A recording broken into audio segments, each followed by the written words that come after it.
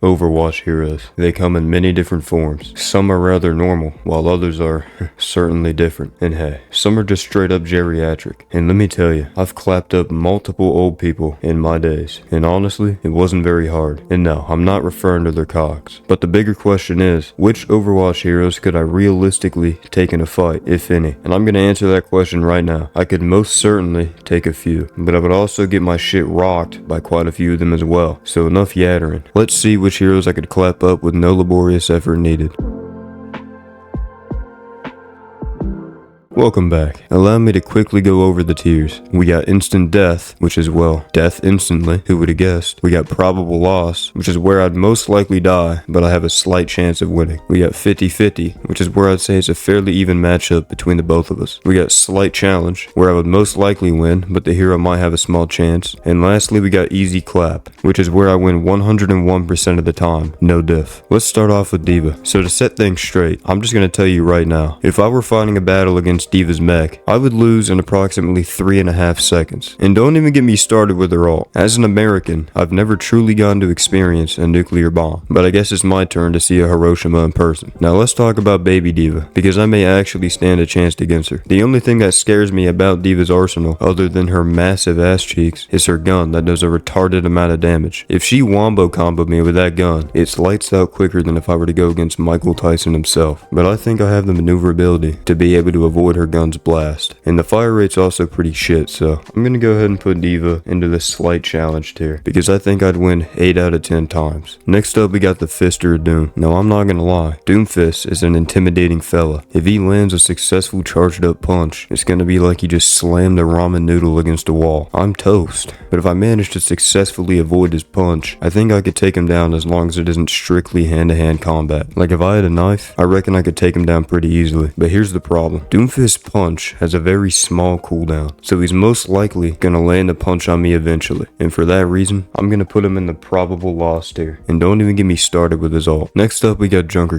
And if you saw the thumbnail, you already know where she's gone. There is just no conceivable way that I beat this woman in any sort of combat, let alone hand-to-hand. You could argue that if I had a sniper, I could easily take her down, but if I had a sniper, I would just be admiring her beautiful thighs until she inevitably gets close enough to me to one-pump me out of existence. And you know what? I wouldn't be mad about that. So yeah, JQ gets instant death tier. Next up, we got Mauga. Similar to JQ, Mauga would be a near impossible fight to win. The dude is built like a fucking 3-story building, and even if I had a firearm, I would still be outgunned by his 2 slightly overpowered machine guns with what feels like has infinite ammunition. You could argue that if I had a rocket launcher, I could probably defeat him, but to be honest, I think bro would just eat that shit and laugh in my face as he proceeds to charge at me while I die of a heart attack. I think that's enough said. Mauga gets instant death tier. Next up, we got Orisa. Now this may come as a surprise to you, but I think I could easily defeat Orisa, because when I play Hanzo, I have no problem taking Orisa down 9 out of 11 times. So I think if I were to use a long range weapon, I could easily bait out her fortify and just hit her with a couple headshots, and then proceed to hit her with a couple backshots. Orisa's going straight into easy clap tier. Next up, we got Ramattra. And to be honest, the only thing that I believe could truly pose a threat to me would be his ultimate. But then again, if I'm fighting Ramattra, I'm not going to be doing hand-to-hand combat with him, so I'm going to be further away, slowly chipping away his health until he collapses of utter defeat. If he were to get close enough to me and use his ult, I would most likely bite the curb, but I still think I could beat him 9.5 out of 10 times. So I'm going to put him into easy clap. Next up, we got Daddy Rein. Now Reinhardt is going to be an intimidating fight, to say the least, because Rein's fighting for honor and glory, which means he's borderline unstoppable. And as a DPS main, I can't tell you how many times I've gotten violently railed against a wall by Reinhardt. I don't think I'm winning this fight, but I also think I could have a slight chance of winning if I were to be very patient and slowly chip away his health while he's not using his shield, that is. Oh yeah, and I forgot to mention, we're just going to completely ignore the hero passive where everyone slowly heals after not taking damage for a little bit. That does not apply here. Reinhardt gets probable loss tier. Stepping into the ring, we got Bubba. Now to be honest, I would probably just let Bubba kill me since I'm his biggest fan, but if I was truly fighting for my life, I just don't think I'm winning. ever.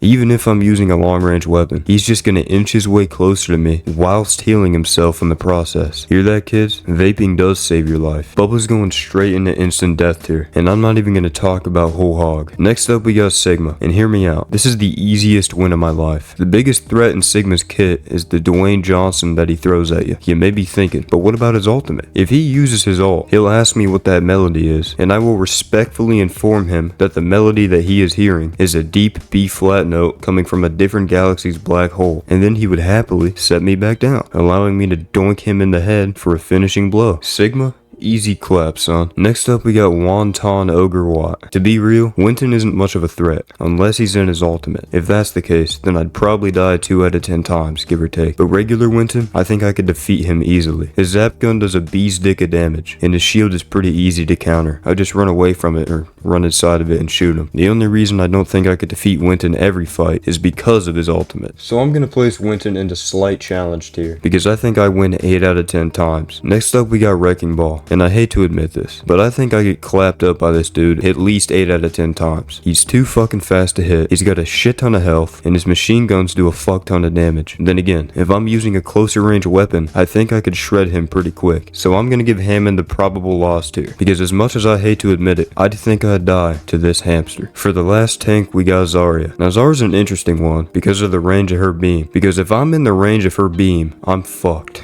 I'm fucked, to say the least. But if I can successfully avoid her beam and stay out of range, I reckon I could defeat her with relative ease. She doesn't have too much health, and if I were to headshot her a couple times, it'd be lights out for her. So I'm gonna give Zarya the first 50-50 tier so far, because the fight could honestly go both ways. Moving on to the DPS heroes, and this is where it starts to go downhill. First up we got Ashe. I hate to admit this, but I think Ashe may be a bit more accurate than I am. That being said, I would have to use a shorter range weapon if I even wanted a slight chance of taking her down. But the problem is that I don't know if I'd be able to get close enough to her to even do damage. And if I do manage to get close enough, she's just gonna send her battery operated boyfriend after my ass, demolishing my rectum instantly. But I don't think it's 100% impossible. So I'm gonna place Ashe in a probable loss. I think I would lose 9 out of 10 times. Next up we got Bastion, and I'm just gonna make this short. I'm dying faster than you would if you ever unsubscribed from my channel. Speaking of which, if you made it this far into the video, you might as well subscribe. Bastion is deleting me off the face of Numbani faster than I could say fuck. So Bastion's going straight into instant death. Next up we got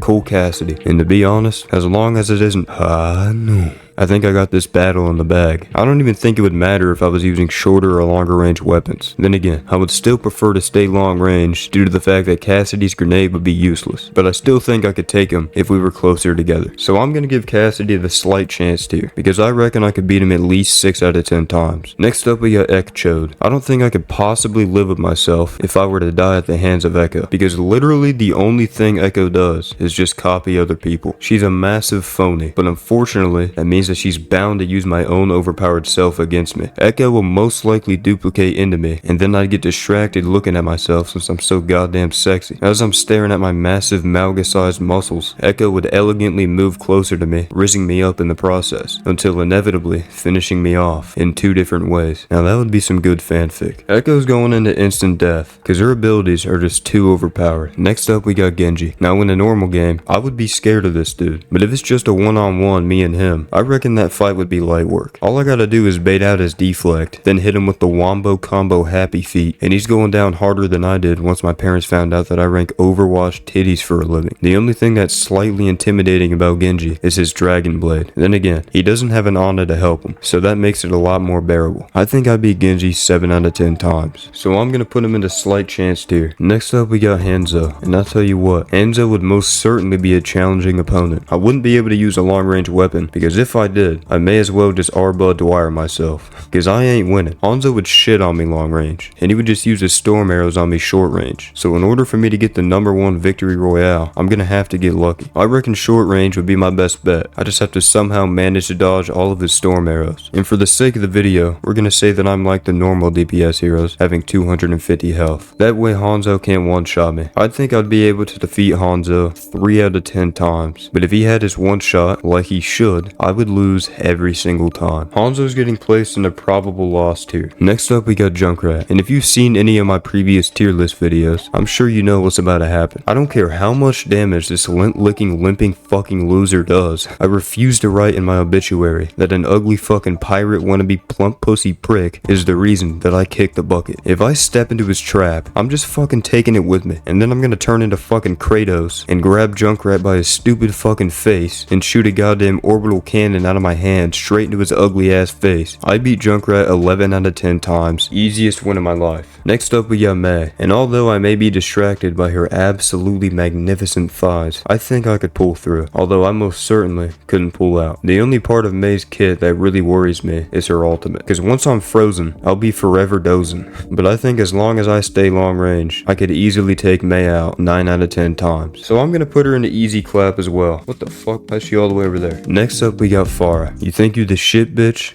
You ain't even the fart.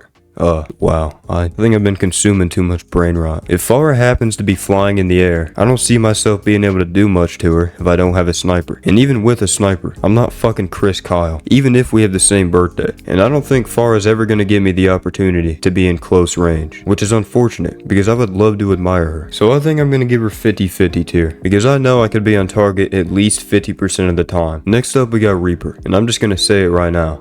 I'm dead.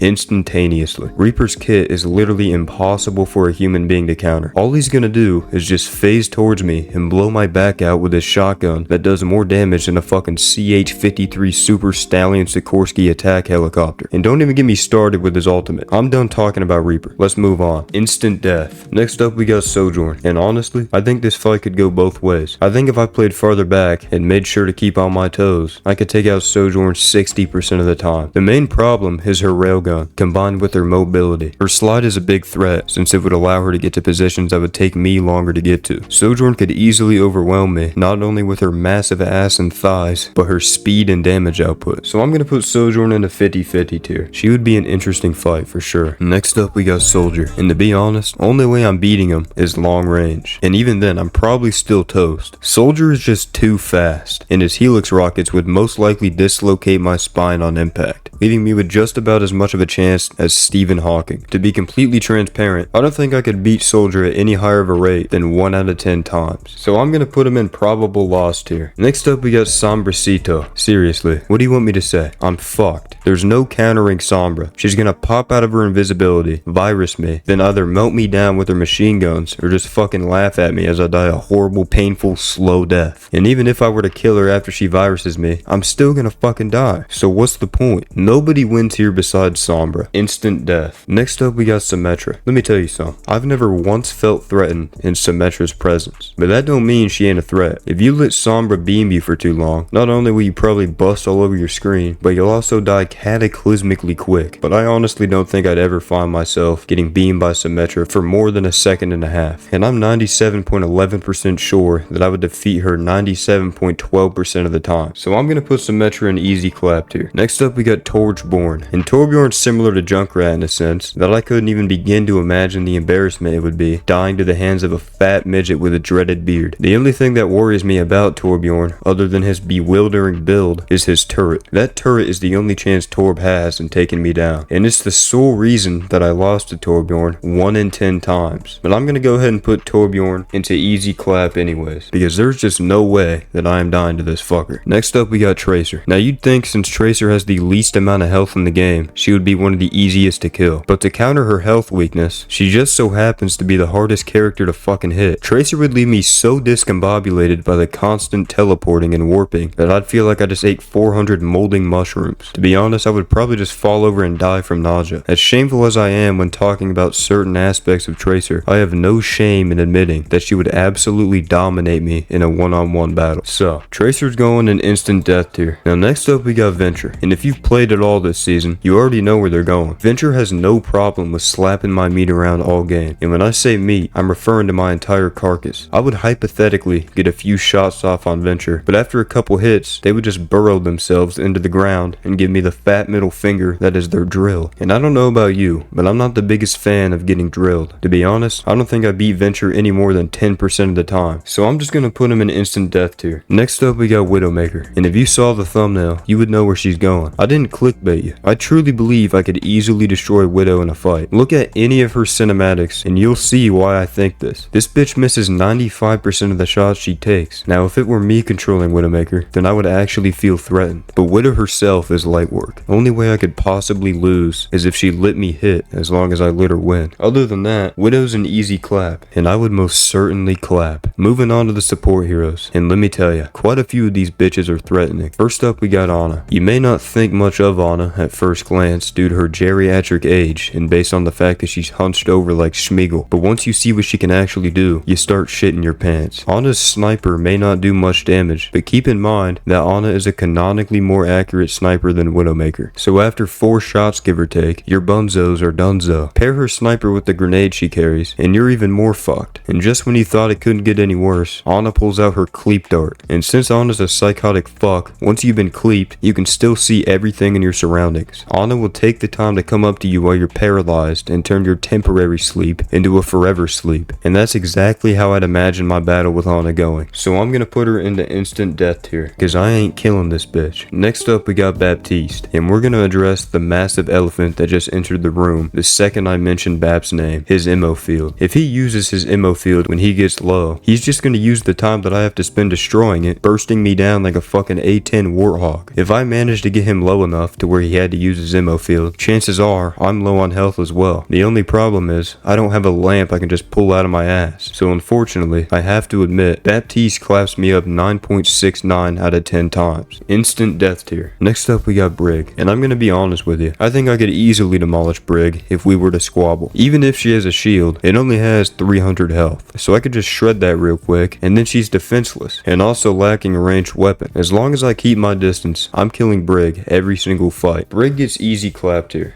Oh, who's paying for the pay-per-view? Next up we got Illari. As long as I can somehow find a way to avoid Illari's retardedly overpowered ultimate, I reckon I could slay her quicker than Kratos could squash an ant. But we can't just ignore her ultimate, so based off her ult alone, I think Illari defeats me 3 or 4 out of 10 times. But I'm gonna give her slight chance tier, since I believe in myself. Next up we got Kiriko, and to be honest, I think I lose this one, but not for the reason you think. It's not because of her Suzu, or her headshot multiplier, or even the fact that she can climb walls like a fucking xenomorph, but based on the fact that I would be in a daze staring at her thinking about all the wonderful family-friendly films I've seen her in. Alright, let's be serious. Kiriko defeats me 8 out of 10 times. I think I'd be able to kill her as long as I tactically bait out her Suzu and get close enough to her to deal massive shotgun damage. But then again, her kit is very hard to counter, so I'm gonna give Kiriko probable loss tier. Next up we got Lifeweaver, and seriously, what do you want me to say? Lifeweaver's more of a threat when he's on your team rather than when he's an opponent. Without his pull, he doesn't pose much of a threat. As long as he isn't in kissing distance of me, I won't get horned.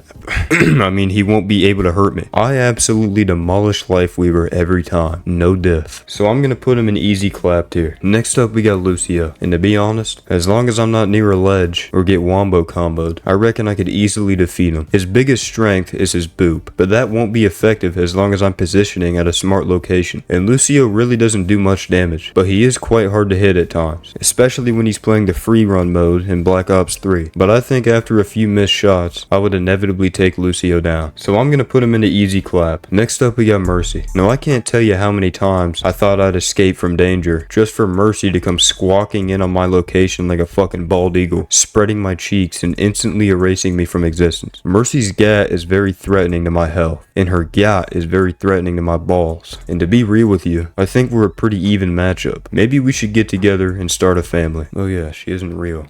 Mercy's going into 50-50 tier. Next up we got Moira. Moira's another interesting matchup because I honestly think we're a pretty even match. Like I could easily take her down, but she could just as easily combo me with a damage orb and absolutely suck me dry. So there's really not much else to say about Moira other than the fact that I would be shaking in my britches after I see this gargantuously tall woman in person. So I'm gonna go ahead and give Moira a 50-50 just like Mercy. Lastly we got Zenyatta, and I don't care how many times I've died to this 12-headed robotic retard in game, I'm not dying to him if I were to fight him IRL. He could use 700 Discord orbs on me at once. I'm not folding. I'm turning into Goku and absolutely plowing this nerd into the earth's core. He wants to charge up his balls? Nah, I'm catching them bitches and shoving them down his throat. Zenyatta, easiest clap of my life. Ooh, got a little heated there, huh? If you enjoyed this video, be sure to click a another on screen. But don't do it yet. Let me tell you something. If you want to support me, make sure you become a channel member. And also, I thought I'd take this time to thank everybody that donated in the last video, because you guys went a little crazy with the super thanks. So thank you guys. I love you. And make sure you join the Discord server. But I gotta take a fat shit, so I'll see you guys next week.